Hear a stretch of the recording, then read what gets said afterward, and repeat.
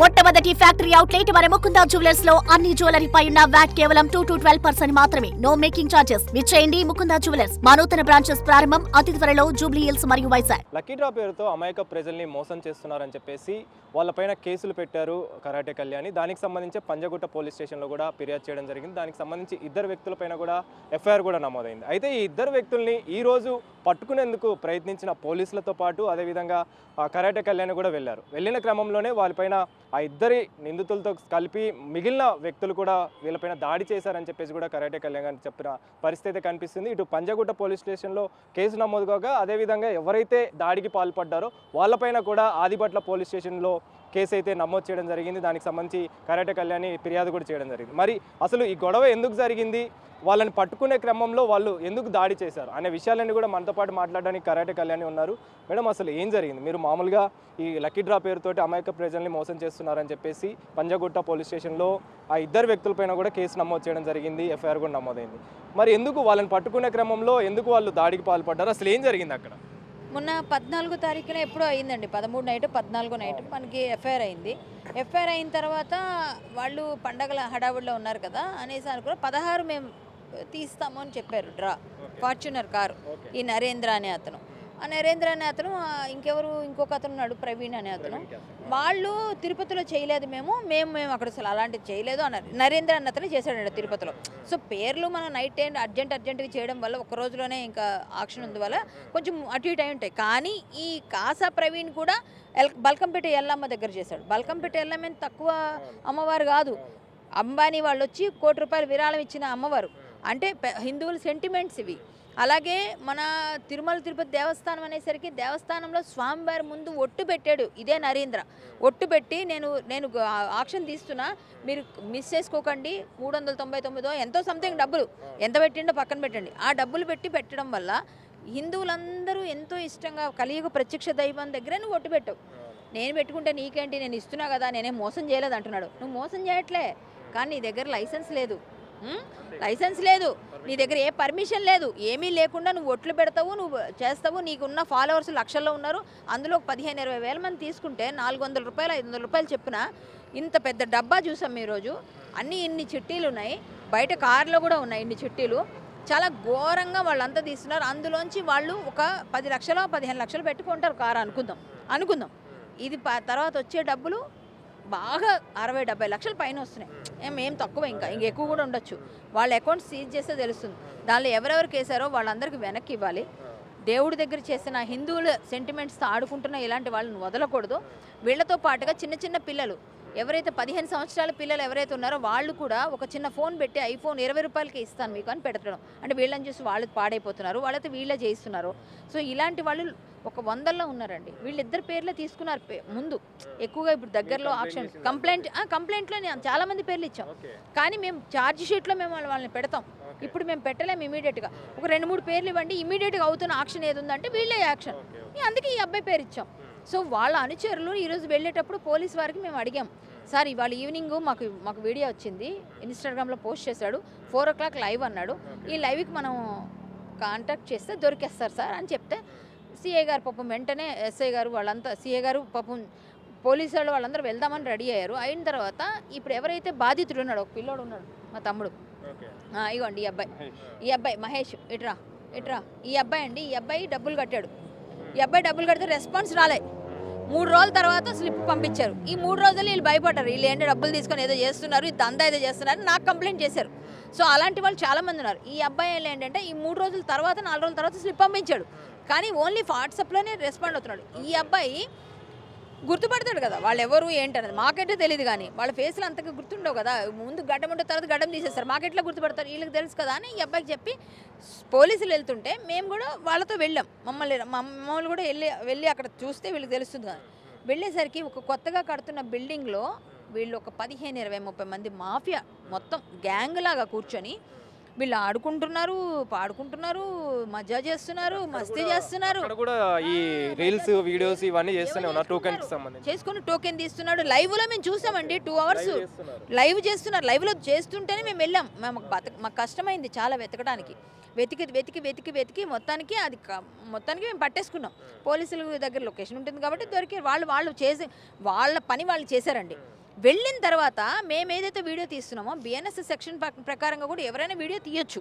ఎందుకంటే ఎవిడెన్స్ కావాలన్నప్పుడు మేము ప్రైమరీ ఎవిడెన్స్ ఇవ్వాలి అంటే పోలీసులు మాకు ఇయ్యరు, వాళ్ళ ఇన్వెస్టిగేషన్లో వస్తుంది. మాకు మీడియా అడిగారు, ఏమని మీరు వెళ్తున్నారు కదా, మాకు ఆల్రెడీ ఇదంతా జరిగింది మీడియాలో తెలుసు కదా, మొన్ననే కదా వచ్చింది మీడియాలో. సో మీడియా వాళ్ళు నన్ను అడిగినప్పుడు నేను వీడియో తీసుకోండి అని చెప్పాను వీళ్ళకి. చెప్పినప్పుడు ఈ బాబు తీసుకుని నువ్వెవరు, నువ్వేంటి, వీడిని ఏదో కొంచెం మాటలు అనేసరికి పిల్లోడికి కూడా కోపం వస్తుంది తల్లినంటే. ఆ ఫీలింగ్ వచ్చి బాధపడుతుంటే వాడిని కొట్టడానికి వచ్చి నా మీదకి వచ్చి నానా బూతులు మాట్లాడి దుర్భాషలు మాట్లాడుతూ అందరూ కలిసి ఒక 20-30 మంది, ఒక చూడండి సినిమాల్లో విలన్స్ అందరూ కలిసి ఒక అమ్మాయి కింద పడి ఏడుస్తుంటే ఇట్లా వీడియోలు తీసి చుట్టూ చప్పట్లు కొట్టుకొని తిరుగుతారు. సేమ్ అదే సీన్ అండి, సేమ్ అదే సీన్ చేశారు. ఇంకా అంటే అట్లాంటి యాగి చేస్తే నేను దొంగనా, నేనేమన్నా, నేను మంచి పని కోసం, సమాజం కోసం, దేవదేవుడి దగ్గర జరిగిన హిందువుల సెంటిమెంట్స్ హర్ట్ చేస్తున్నారు. బల్కమ్మ తల్లి గుడి దగ్గర ఇట్లా జరుగుతుంది, ఆడపిల్లలు మోసపోతున్నారు, మగపిల్లలు మోసపోతున్నారు, అమాయకమైన చిన్న వ్యాపారులు మోసపోతున్నారని నేనేదో ప్రయత్నం చేసి పోలీసులకు సహకారం చేస్తే వాళ్ళు కూడా వాళ్ళ డ్యూటీని కూడా వాళ్ళు చేయనివ్వట్లేదు. వాళ్ళ డ్యూటీ కూడా వాళ్ళు చేయట్లేదు. మేము వీడియో తీసామంటే మా హక్కు, అది మేము తీసాం. ఎందుకు మాకు అక్కడ జరిగింది అన్యాయం చూపించాలి, ప్రజలకు తెలియపోతే ఎట్లా. నేను లైవ్ పెట్టుకుంటాను నేను ఫేస్బుక్లో, ఎందుకంటే నువ్వు జరిగింది అక్కడ లైవ్లో చూశాను నేను. So I witness, proof of evidence అది, దాని తప్పేం లేదు. సో వాళ్ళంతా నన్ను కొట్టడానికి తిట్టడానికి వచ్చేయడానికి మీద అంటే మీతో కలిపి నా మీద బాబు పైన నా మీద వచ్చేస్తుంటే ఇంకా మేమంతా ఆగి, మేమందరం మిగిలిన వాళ్ళందరూ కూడా, ఈ బాబు కూడా ఉన్నాడు, ఈ అబ్బాయి కూడా ఉన్నాడు, ఈ అబ్బాయి మీద కూడా అందరి మీదకి దాడి చేయడానికి వస్తే ఇంకా నేను చూశాను సిచ్యువేషన్ మారుతుందని కింద కూర్చున్నా. నాకు ఆదిబట్ల పిఎస్ నుంచి పోలీసు వస్తే నేను కదులుతా, లేదా నేను ఇక్కడ కదలని కింద కూర్చున్నా. ఇంకా నేను ఇక్కడే కూర్చుంటా పోలీసు వచ్చేవరకు. ఎందుకంటే వీళ్ళు 2 పోలీసులు వాళ్ళు ఉన్నారండి, వాళ్ళని పట్టుకుంటారు నిందితుల్ని, మిగిలిన వాళ్ళని ఎవరు కంట్రోల్ చేయాలి, వాళ్ళ మాట వినేటట్లు లేరు అక్కడ పోలీస్ మాట. సో అర్థమైపోయింది మాకు అక్కడ చేయి దాటుతుందని. ఆదిబట్ల పోలీసు వాళ్ళు వచ్చారు. వచ్చిన తర్వాత వాళ్ళు కామ్ అయ్యారు.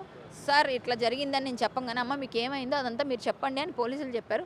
నేను వెంటనే కంప్లైంట్ రాసి ఇచ్చామండి, మా లాయర్ గారితో కలిపి శ్రీకృష్ణకాంత్ గారు రాశారు. నేను పట్టుకొని వెళ్ళి ఇమీడియట్గా ఇచ్చాము. ఇచ్చిన తర్వాత ఆ కంప్లైంట్ తీసుకున్నారు. 15 మంది 20 మంది ఉంటారు అక్కడ. వాళ్ళందరినీ ఐడెంటిఫై చేసి వీడియో ఆధారంగా మొత్తం ఫోటో ఆధారంగా తీసుకొని కంప్లైంట్ చేస్తామన్నారు.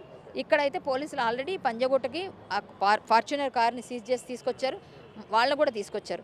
కానీ ప్రస్తుతం అంటే నరేంద్ర అసిస్టెంట్ నరేంద్ర ఎలా దొరికాడంటే తెలివితేటలుగా ఇవాళ చౌటుప్పల్లో ఆక్షన్ అని చెప్పాడు వీడియోలో. మనం చౌటుప్పలో వెళ్ళిపోతాం, కానీ వాడు ఇక్కడ కొంగరకల్లంలో చేస్తున్నాడు. అది మాకెట్లా దొరికిందంటే వాడు బ్యాడ్ టైమో ఏదో మరి. ఆ పక్కన ఒక జుట్టులో అబ్బాయి ఉన్నాడు, ఆ అబ్బాయి నెంబర్ కూడా మన దగ్గర ఉంది. ఇతని నెంబర్ ఆఫ్ చేసేసాడు, స్విచ్ ఆఫ్, ఏం పని చేయట్లే. ఆ పక్కన జుట్టు అబ్బాయి నెంబరు ఆన్లో ఉంది, అది ట్రేస్ చేసాం. అది చేస్తే వాడు లైవ్లో కనిపించాడు మాకు. వాడు లైవ్లో పక్కనే ఉంటాడు, ఎప్పుడు పక్కనే ఉంటారు, 2 పార్ట్నర్స్ పక్కన ఉంటే లైవ్లో కనిపించాడు. అది మేము పట్టుకొని ఇంకా లైవ్ పట్టుకొని వెళ్ళిపోయినాం అనమాట. అలా మాకు దొరికారు, లేకపోతే దొరకరు. మనకేమో చౌటుప్పలు అక్కడ పంపించేసి ఇక్కడ ఆక్షన్ చేసేద్దామని డిసైడ్ అయ్యారు. కానీ వాళ్ళ టైంలో మేము కూడా కొంచెం బుర్ర పనిచేసింది మాకు కూడా. మేము పనిచేసి పోలీసులతో చెప్పాము. పోలీసులు వెంటనే అది కరెక్ట్ అయ్యి ఉండొచ్చని ఇక్కడ చూపిస్తుందని వాడు తీశారు. వాళ్ళ లొకేషన్కి వెళ్ళాం. వాళ్ళ లొకేషన్ మాకు టవర్లో దొరికింది, సార్ తీశారు, అయ్యింది. కానీ పోలీసులు చాలా సపోర్ట్ చేశారండి. కానీ వాళ్ళ పోలీసుల మాట కూడా, వాళ్ళ విధి కూడా వాళ్ళని చేయనివ్వట్లేదు, వాళ్ళ పనులు కూడా వాళ్ళని చేయనివ్వట్లేదు. ఇప్పటివరకు మరి ఈ కేసులో భాగంగా తీసుకున్నది మాత్రం నరేందర్ని, అంటే వాళ్ళ ఫ్రెండ్స్ని అతన్ని మాత్రమే తీసుకున్నారు. మరి ఇద్దరు ఉన్నారు దీంట్లో. కాసా ప్రైవేట్కి సంబంధించి ఏం చెప్పారు? వాళ్ళు ఫోన్ చేసి నాకు అడిగారు, మళ్ళీ మా మీద తప్పుడు ప్రచారం ఎందుకు చేస్తున్నారు అని అడిగారు వాళ్ళు. నేనన్నా తప్పుడు ప్రచారం ఎలా అవుతుంది, మీరు ఇట్లాంటి బెట్టింగ్ యాప్స్లో ఉన్నారు, ఇలాంటి ఇల్లీగల్ లాటరీస్లో ఉన్నారు, మీరు ఎట్లా మాట్లాడతారు అని అంటే, లేదండి మేము అలా చేయలేదు, మేము తిరుపతిలో మేం కాదు నరేందర్ చేశాడు, వేరే వాళ్ళు కూడా చేస్తున్నారు, మీరు తిరుపతిలో చేయలేదు బట్ బల్కంపేటలో చేస్తారు, వేరే దానిలో చేస్తారు, అంటే మీరు దొంగలు, మీరు కూడా తప్పు చేశారు. సో అది మీరు పోలీసులను అడగండి, నాకు అడగొద్దని నిన్నే చెప్పాను. సో వాళ్ళని కూడా మేబీ పట్టుకునే అవకాశాలు ఉన్నాయి. ఎనీ టైం వాళ్ళకు కూడా ఫోన్ చేసి పిలిపించే అవకాశం ఉంది. వాళ్ళు కూడా అమ్మాయి వాళ్ళు ఎవరో వాళ్ళ వైఫ్ వాళ్ళందరూ కూడా వస్తామన్నారట. సో వస్తారు. ఇంకా వీళ్ళిద్దరూ కాకుండా వాళ్ళే చెప్తున్నారు, బోల్డ్ మంది ఉన్నారు, అందరినీ తీసుకురావాలి, అందరినీ సీజ్ చేయాలి, అందరి అకౌంట్స్ మూసేయాలి, అందరు ఇన్స్టాగ్రామ్లో మూయాలి, అందరి దగ్గర ఎవరెవరు డబ్బులు తీసుకున్నారు, ఎంత డబ్బులు నష్టపోయారో వాళ్ళందరికీ వెనక్కి ఇవ్వాలి, హిందూ దేవీ దేవతల్ని అడ్డుగా పెట్టుకుని పెట్టుకుని చేసిన ఈ దందా కోసం ఇంకెప్పుడైనా సరే వాళ్ళకి పనిష్మెంట్ గట్టిగా ఉండాలి. తిరుపతిలోకి ఎంట్రన్స్ ఉండకూడదు ఈ నరేందర్ లాంటి వాళ్ళకి. ఇంకా ఎవరెవరుకున్నా ఇవన్నీ మా డిమాండ్స్ అండి. నా మీద ఎవరైతే చిన్నపిల్లలు చెడిపోకుండా కాపాడాల్సిన మనమే చిన్నపిల్లలకి ఒక ఊతం ఇస్తున్నాం, ఇది చెయ్యండి రా అని మనమే ఇస్తున్నాం. సో ఇదంతా తప్పు. సో మేము మాట్లాడితే నాతో పాటు బయటికి వెళ్తున్నాం, మా కార్లో మేము వెళ్తున్నాం కాబట్టి వాళ్ళతో పాటు వాళ్ళు కూడా మేము ఎక్కించేసాం. సార్లే ఇంక అందరూ ఒక దగ్గరికి వెళ్తున్నారు. బట్ వాళ్ళ పని వాళ్ళు వెళ్తుంటే కూడా వాళ్ళని చేయనివ్వలేదు. పోలీసు వారు అక్కడ పక్కనే ఉంటే ఆ పక్కనే ఉన్నప్పుడు కూడా వాళ్ళు కంట్రోల్ చేయలేనంతగా వాగారు వాళ్ళంతా. అంటే ఘోరంగా నన్ను చాలా నీచంగా ఒక అమ్మాయి నా మధ్యలో పెట్టి ఇలా వీడియోలు తీసుకుంటా యాక్టింగ్లు చేస్తున్నావా, ఇక్కడ ఏం చేస్తున్నావు, మా దందా చేసుకుంటే నీకేం ప్రాబ్లం, నువ్వేం చేస్తున్నావు, అసలు నువ్వెవరు, నీ ఛానల్ ఏంటి, నా వాయిస్ ఆఫ్ కరాటే కళ్యాణ్ నా ఛానల్ ఉంది, నేను పెట్టుకుంటున్నా, అందుకే నేను తీస్తున్నాను, నేను పబ్లిక్లో లైవ్ పెడతాను, నీ సంగతి చూపిస్తా బయటకన్నా. తప్పేముంది, నువ్వు చేసిన తప్పు నేను చూపిస్తా, తప్ప నువ్వు చేస్తున్న తప్పు కాదు. పోలీసులు ఏమంటున్నారంటే అదుపులోకి అయితే తీసుకున్నారు, ఇప్పుడు ఉన్నాడండి పొంజాగుట్టలో. బట్ ఏంటంటే నేనేమనుకుంటున్నానంటే వాళ్ళని రిమాండ్కి పంపించాలనుకుంటున్నాను. ఊరికే వదిలేయకూడదు ఇలాంటి వాళ్ళని. ఇల్లీగల్ ఇది చేసేటప్పుడు ఒకవేళ రిమాండ్ చేయకపోతే మాత్రం మేము గట్టిగా పోరాటం చేస్తామండి. మేమైతే మాత్రం థ్యాంక్ యూ సో మచ్. మొత్తానికి అయితే కరాటే కళ్యాణ్ చెప్తున్న వివరాల ప్రకారం ఈ లక్కీ డ్రా పేరుతోటి మోసాలకి పాల్పడుతున్న వారిపైన కఠిన చర్యలు తీసుకోవాలని చెప్పేసి అమాయక ప్రజల్ని మోసం చేస్తూ లక్షల కొద్దీ డబ్బులు వసూలు చేస్తున్నారు కాబట్టి అలాంటి వారిపైన చర్యలు తీసుకోవాలని చెప్పేసి, అదేవిధంగా దాడికి సంబంధించి నేను అక్కడికి వెళ్ళిన క్రమంలో నా పైన కూడా దాడికి పాల్పడ్డారని, నా బాబు పైన కూడా దాడికి పాల్పడ్డారని చెప్పేసి పోలీసులు ప్రస్తుతం అయితే ప్రజెంట్ ఇద్దరు నిందితులలో నరేందర్ని అయితే అదుపులోకి తీసుకున్నామని, మరొక వ్యక్తి కోసం చెప్పేసి గాలింపు కూడా చేస్తున్నామని చెప్పేసి పోలీసులు చెప్పడం జరిగిందని చెప్పారు. అదేవిధంగా అదుపులోకి తీసుకున్న వాళ్ళు మాత్రం ఖచ్చితంగా శిక్షించాలని చెప్పేసి ఆమె అయితే డిమాండ్ చేస్తున్నారు. కెమెరా పర్సన్ సురేష్తో కలిసి అనిల్, బిగ్ టీవీ, హైదరాబాద్.